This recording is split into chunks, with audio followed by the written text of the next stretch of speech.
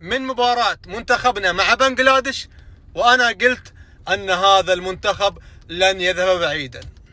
أمين السنيني ما راح يطول، مباراة وبيطلع فعلا. ما عليه، ضد بنغلاديش كان الأداء سيء، فازوا بهدف يعني في آخر الوقت. ومع احترامي مع منتخب يعني بنغلاديش مو ذاك المنتخب اللي مقارنة بالأسماء اللي عندنا في المنتخب. أمين السنيني ما سوى شيء، ما في لمسة مدرب على الفريق، ما بس 4-4-2 يلا نزل التشكيلة. لا لو أنت تتمعن في المباريات حتقول في لمسة مدرب على الفريق فرق. المدرب قاعد يشتغل شغله، لكن الفريق للأسف ما في أي تطور. لعب مباراتين قلت أنا حيودع، فعلا ودع، هذا اللي صار.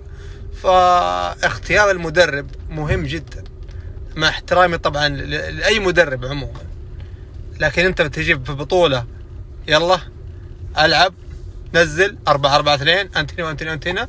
طيب أنت كمدرب وين لمستك؟ وين شغلك؟